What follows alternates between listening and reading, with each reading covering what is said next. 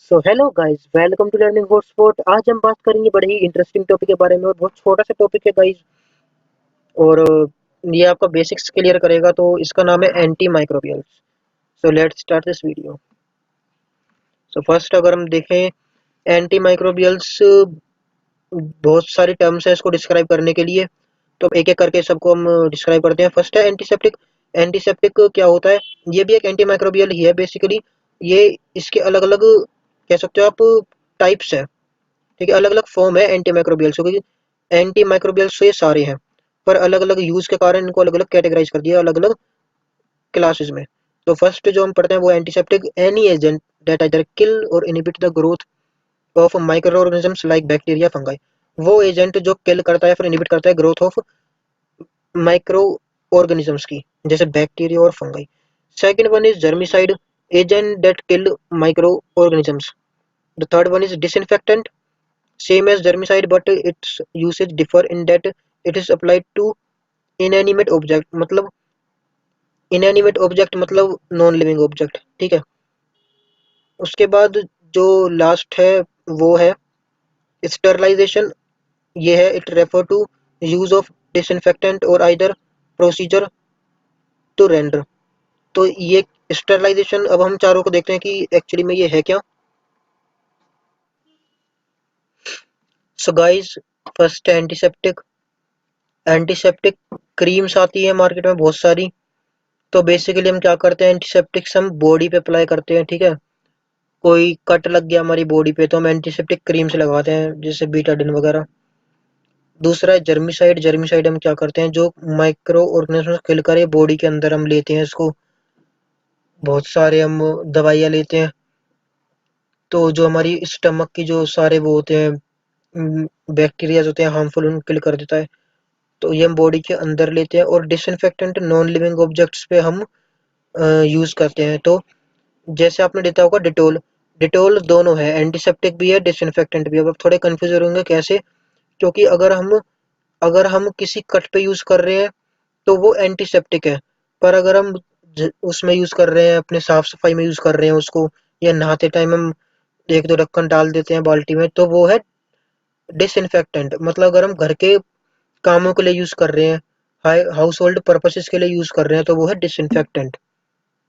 Disinfectant जैसे हम phenyl use करते हैं, वो डिसइंफेक्टेंट है। तो डिसइंफेक्टेंट होता है जो नॉन लिविंग ऑब्जेक्ट पे अप्लाई हो। एंटीसेप्टिक वो होती है जो हमारे बॉडी के ऊपर अप्लाई हो।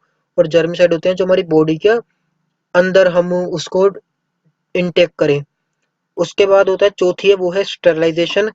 वो लैब्स में वो होती है, आपने कभी भी रखा होगा अपनी लैब्स में, autoclave, laminar flow, HEPA filter. तो ये होती है स्टरलाइजेशन।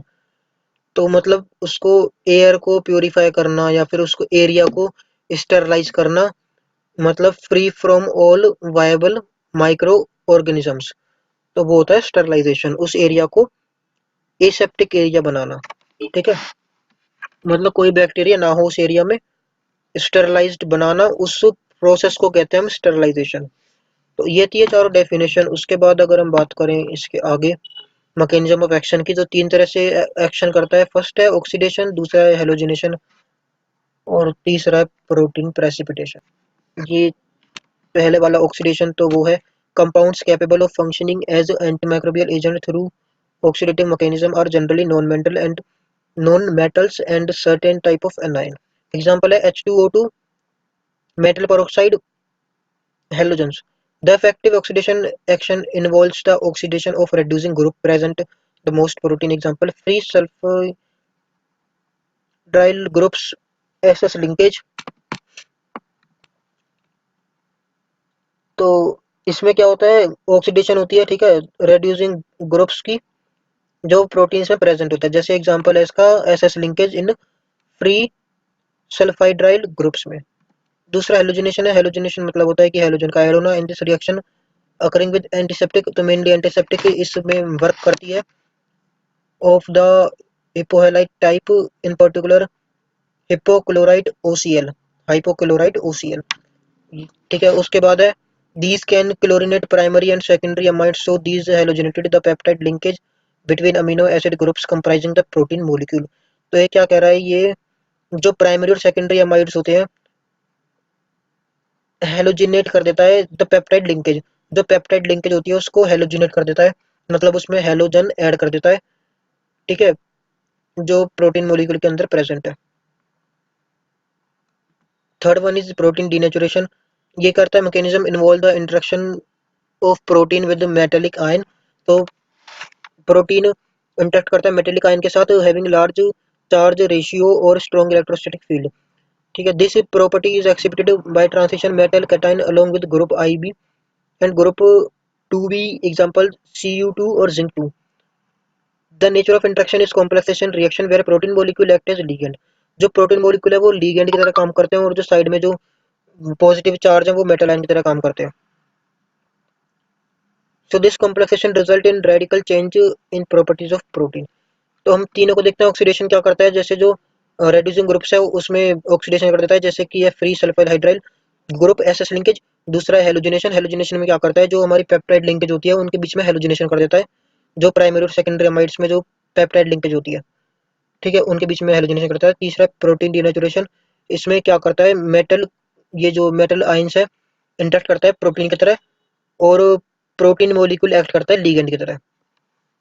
तो आपको इसमें बेसिकली बस याद रखना है इंटरेक्शन होता है, ये मेन है, interaction of protein and metallic ion, की protein molecule act as ligand.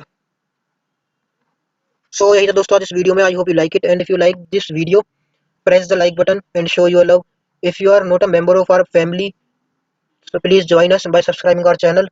And if you have any suggestion about our next video topic, please comment in the comment section below.